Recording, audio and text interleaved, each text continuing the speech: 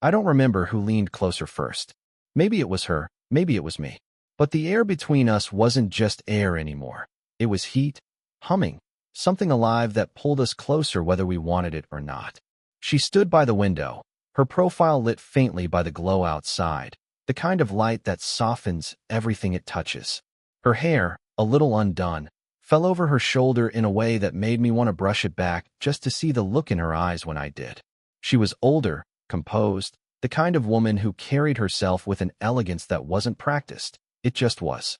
And yet, in that moment, I caught something flickering beneath her calm, hesitation. I'd known her long enough to recognize her strength. But now, as her fingers lingered a second too long on the glass, as if she needed to ground herself against something solid, I saw what most people probably never did.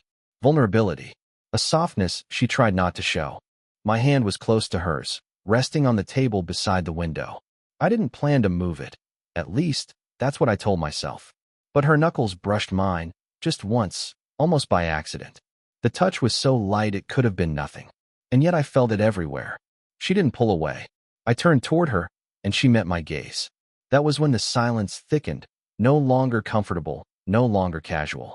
It was the kind of silence that makes the world feel smaller, like only two people exist inside it. Her lips parted slightly, but she didn't speak. I could hear her breathing, slow, measured, as if each breath was a decision. My throat felt tight, but not with nerves. With something heavier. Something I couldn't hide if I tried. I shouldn't, she began, her voice low, almost breaking the spell, but not quite. She didn't finish the sentence, because words were dangerous things when they got too close to truth. I leaned in just a fraction. Then why are you still here? Her eyes dropped for a second, like she needed to look anywhere but at me. But she came back. She always came back. The space between us was closing without either of us really moving. I could feel the warmth of her arm near mine, the faint trace of her perfume, floral, subtle, but impossible not to notice. It clung to me, like her presence was embedding itself into my skin. Her hand shifted again, grazing mine more deliberately this time. A choice. A test. My fingers twitched, aching to entwine with hers, but I waited. If she pulled away, it would be over. If she didn't, she whispered, almost to herself, we shouldn't be doing this. And I heard my own voice answer before I had the chance to think. Then stop me. The words hung there, sharp and fragile all at once. Her eyes widened, not with shock, but with something closer to recognition, like she had been waiting for me to say it, though she'd never admit it out loud. Her breath caught, and for a heartbeat, I thought she might step closer. My chest tightened, my palms damp, every nerve inside me alive and restless. I wanted to close the distance, to find out what she'd do if I did. But then, a sound. The faint creak of a door somewhere behind us. The spell snapped, but not completely. She turned her head, just enough to break our gaze, though I saw her chest rise sharply, as if she'd been holding her breath. I stayed still, my heart pounding. She didn't look back at me right away, but her hand remained exactly where it was, resting against mine, trembling just enough to betray the truth she wouldn't say. And in that quiet, I realized something. Whatever just started, neither of us was ready to end it. She poured another glass of wine, though she hadn't touched much of the first. Her hand trembled just enough for me to notice, though she steadied it before setting the bottle down. You're quiet tonight, she said, glancing at me over her shoulder. I shrugged, trying to mask the truth. Just watching. Her brow arched, a faint smile tugging at her lips. Watching what? I didn't answer right away. I couldn't. Because if I told her the truth, that I couldn't take my eyes off her, that I had memorized the shape of her shoulders, the way her hair slipped forward when she leaned down, it would have crossed a line I wasn't sure we were ready to cross. Instead, I said, just you. The smile faltered for a second. She looked down at her glass, turning it slowly between her fingers. You shouldn't, she murmured. I can't help it. She didn't reply, and the silence stretched. In that stillness, I thought about everything I'd learned about her, the fragments she let slip when she thought I wasn't paying attention. The failed marriage she never spoke of directly, just the offhand comment about how some people forget how to stay. The way she lingered at work long after everyone else had gone, as if home was more empty than she wanted to admit. Loneliness clung to her like perfume, subtle, hidden, but impossible to miss once you noticed. And then there was me. 20 years younger, no past worth comparing, no scars as deep as hers. To everyone else, the distance between us was reason enough to look away. But for me, it was the reason I couldn't. She set her glass down and stepped closer. Too close. The faint warmth of her breath brushed against me as she leaned in to adjust something on the table, her shoulder grazing mine. My pulse spiked. "You don't know what you're doing," she said softly, still not looking at me. "Maybe not," I admitted. "But I know what I feel." That made her pause.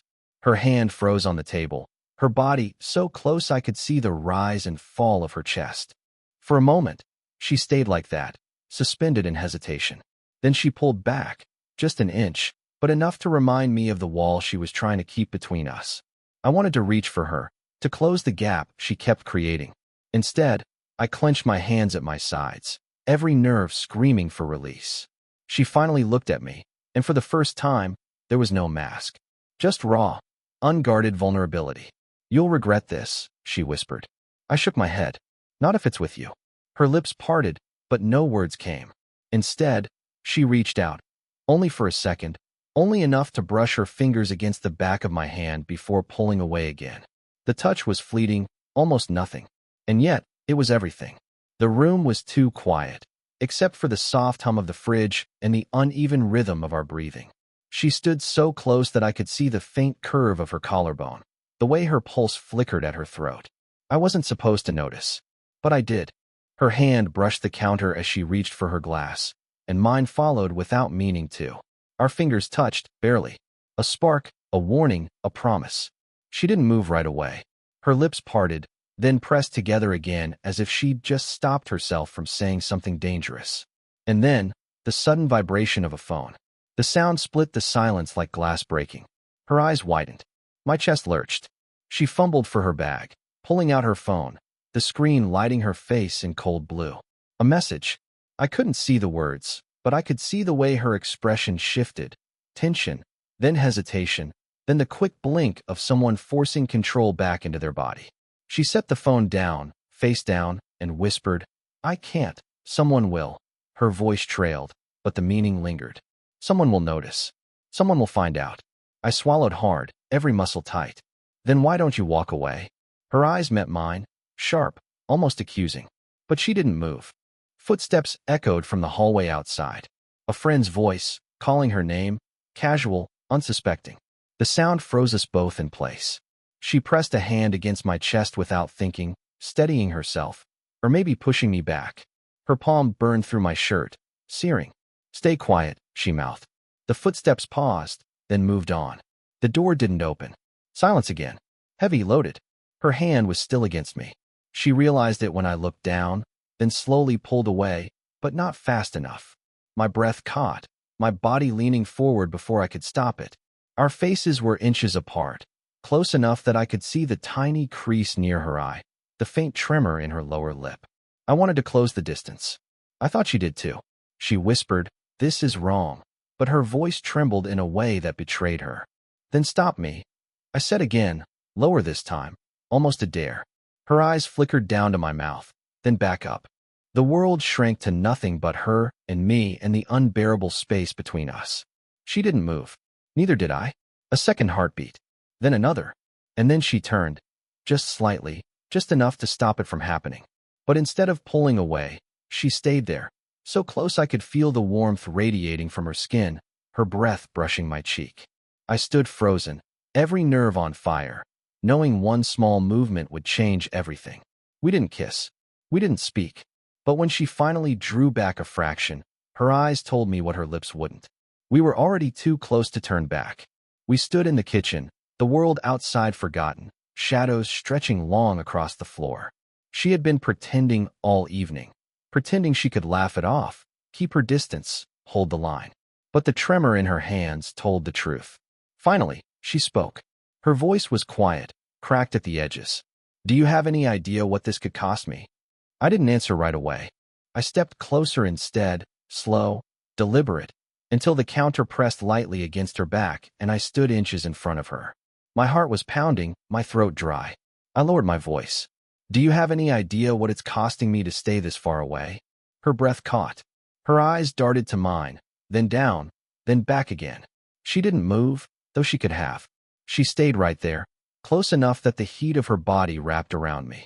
Her hand lifted, hesitant, trembling, and she touched my sleeve, like testing if I was really there.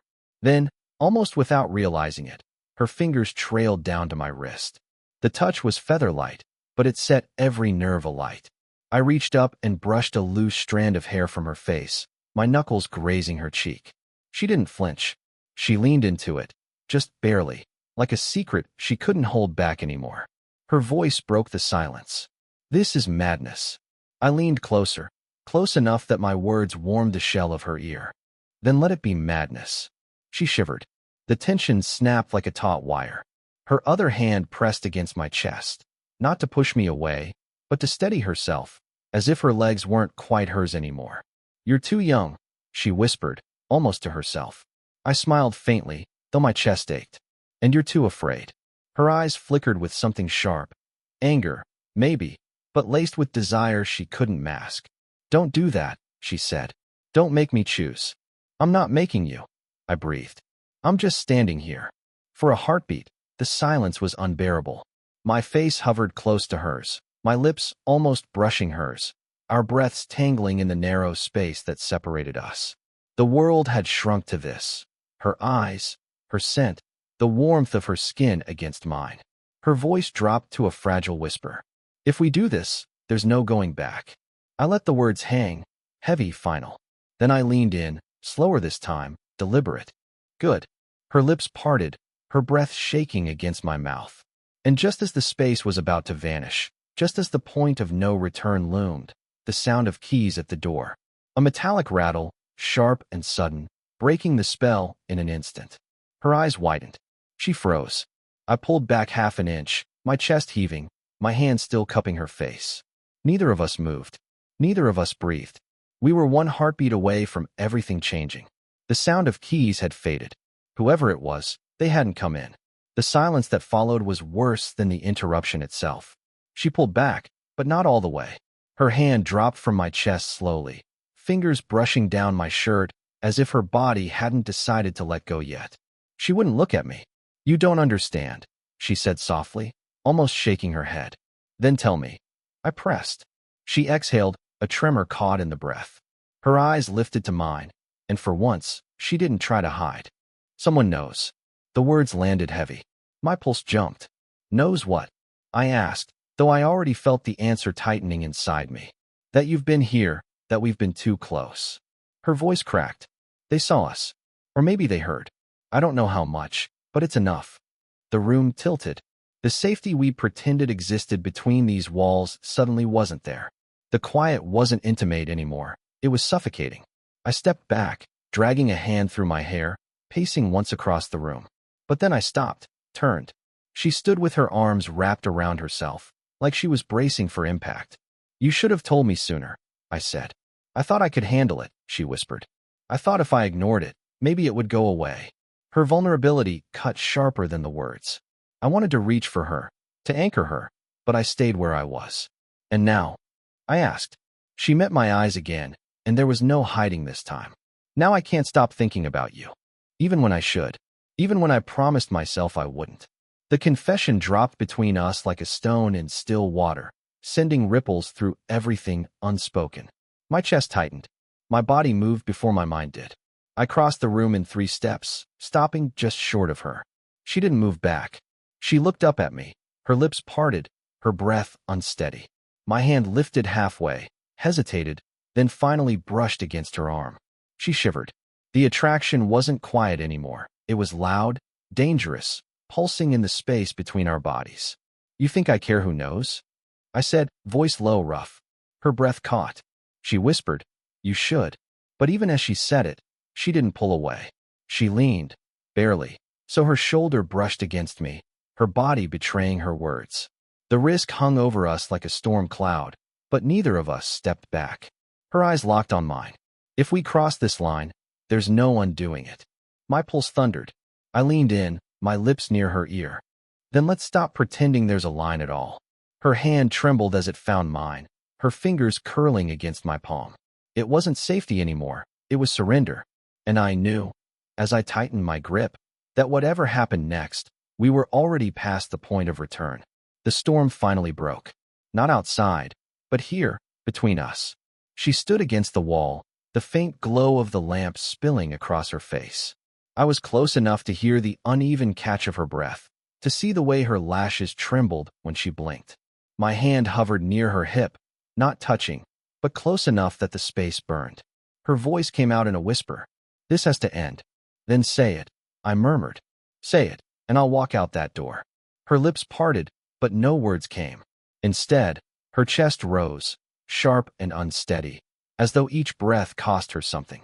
I watched her struggle with the truth she couldn't force into sound. "Why are you doing this to me?" she asked finally, her voice breaking. I leaned in, slow, my mouth just beside her ear. "Because you've been doing it to me since the first time you looked at me that way."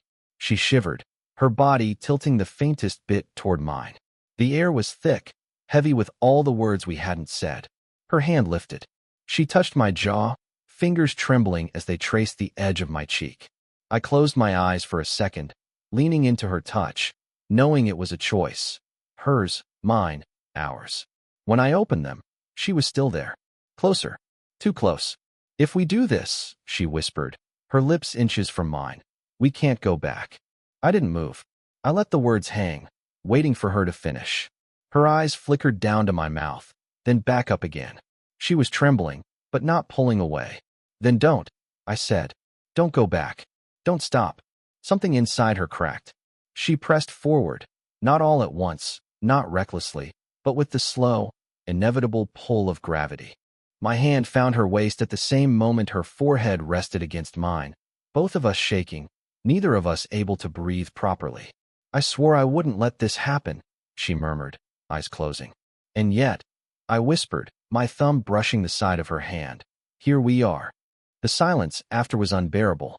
Our lips hovered a breath apart, our bodies swaying closer and closer until the choice was made for us. She kissed me. Not a rush, not a frenzy, just the breaking of a dam. Years of restraint collapsing into something raw, unsteady, devastating. My hand tightened at her back, pulling her against me, while her fingers tangled at the base of my neck. It wasn't neat. It wasn't perfect. It was trembling, messy, alive. When we finally broke apart, her forehead rested against mine, her breath ragged. She opened her eyes slowly, searching mine as though the whole world had shifted. And maybe it had. "We can't undo this," she whispered. I shook my head, still holding her close. "I don't want to." For the first time, her lips curved into the faintest, fragile smile. Not victory, not surrender, just truth. And in that moment, we both knew exactly where we stood, together, past the point of no return. The room felt different after. Not lighter, not exactly, but quieter, like something had finally settled between us. She was still leaning against me, her breathing slow and uneven, her fingers curled faintly against my shirt as if she hadn't decided whether to hold on or let go. I didn't move. I didn't want to. Her eyes lifted, searching mine with the kind of honesty that leaves no space to hide. "You don't understand the weight of this," she whispered. "Maybe not all of it," I admitted. My hand slipped down to find hers, our fingers tangling together without hesitation this time. "But I understand you. And that's enough for me." Her lips trembled into a faint smile, the kind that wasn't polished or rehearsed. It was raw, reluctant, real. She leaned her forehead against mine, and I felt the warmth of her breath against my skin. "I tried so hard not to feel this," she murmured. "And I tried so hard not to show it," I replied, brushing my thumb against the back of her hand. She laughed softly, quiet, almost bitter, but not entirely. It broke the tension in the best way, the kind of laugh you let out when you realize you've been holding your breath for too long. I pulled her closer, letting her rest her head against my chest. For a long moment, we just stood there. No words, no explanations, just the steady rhythm of our breathing falling into sync. The world outside didn't matter. Not tonight. When she finally spoke again, her voice was steadier. "People will talk. They always do," I said. "But they don't get to decide this. We do." She tilted her face up, her eyes soft, searching mine for doubt. But I didn't give her any. I bent forward and pressed a gentle kiss against her forehead. It wasn't rushed, wasn't desperate, just a promise. A quiet vow that no matter what came next, I wasn't going anywhere. Her hand squeezed mine, firm this time, no hesitation. She leaned into me, and together we sank onto the couch by the window. The night air drifted in through the half-open glass, cool against our skin, but her body against mine was warmth enough. We sat like that, close, steady, our fingers still laced. For once, there was no fear in her touch. No guilt. Just presence. Just us. Her head rested on my shoulder. Maybe we shouldn't have started this, she said softly, but now that we have, I don't want to stop. I turned my face slightly, brushing my lips against her hair. Then we won't. And for the first time, there was no hesitation. Only clarity. Only us. Did you enjoy the story? What kind of stories would you like to hear next?